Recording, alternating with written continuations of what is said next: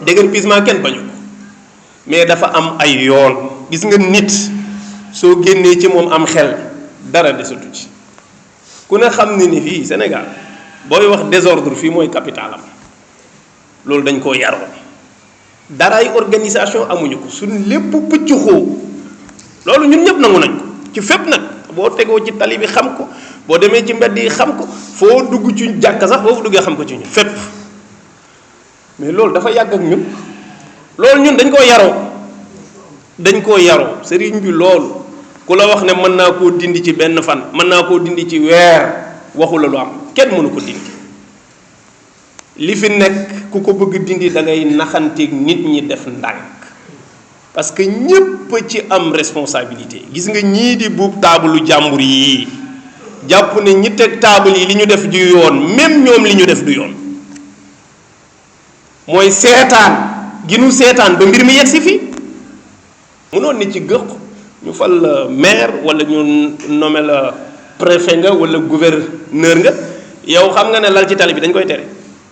yow xam nga ne teg cantine ci mbedd mi dañ koy tere nga di ko seetaan 10 ans 5 ans 2 ans c'est-à-dire kon foog nga def ndànk foog nga maslaak nit ñi dëgg la lii du yoon xamal leen ni fii ngeen di teg du yoon ñu ne waaw ñu ne léegi nag nañ fexe mu jóge fii waaye may naa leen fukki fan ak juróom jóg leen ayca nit fu mu def 1 an nga ne ko may naa la fukki fan ak juróom nga jóge fi après mu jëm fan amoo fenn fa prévoir kay ay yoon ak i marché loolu état moo koy prévoir du aw askan. Sénégal fii rek ngay gis ñu xolli ab tali di ko defar chauffeur yi wutal seen bopp ab teggi kenn mësul gis loolu pour la du askan wi ñoo war a wut ay yoon déviation ñi ngi defar tali bi da ngay xool rek gis ñu jël benn mbedd def ko tali ku ñëw wiiri di fi jaar non kii defar tali bi moo war a wut benn yoon bu oto yi di teggi di fi jaar ñu xam ne fii la ñuy jaar mu defar ko ba ñu xam ne fii la war a jaar mais ñëw baare tali bi toog après nit ñi mbedd mu leen neex jaar loolu ci désordre bi bokk. léegi nag loolu nga bëgg a jël yépp yan ko askan wi mel ni yow amoo ci benn responsabilité am nañ ci responsabilité foog ñu naxanteeg jaaykat yi parce que lii ñuy def dafa yàgg ci ñoom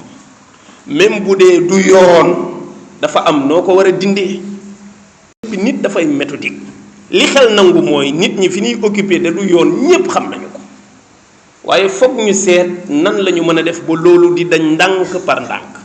ba pare ñu fexe utal leen fu ñu nekk. Ndakaaru am na suuf l'essentiel neel barab bële war nañ fa mën a nekk ñu xam ne barab bële jaayukaay la fii footballukaay la fii dispensaire la fii école la fii mbedd la fii place publique la lu nekk mais loolu état moo koy désigné moo naan fii place publique la fii kenn du fi def nangam fii mbedd la kenn du fi lal fii école la fii terrain de football la fii jaayukaay la ku fa bàyyi jaayukaay ba nag di teg ci yoon bi boo tegee brique bi ci suba balaa midi nañ ne la yëkkatil brique bi kay loolu moo doon yoon waaye ku ne xam ne ni nii mel mbir mi pëcc xoowee nii ku ko bëgg dindi it du nii nga ko mën a dindee ndax ñi ca nekk ñépp ay néew ju doole lañu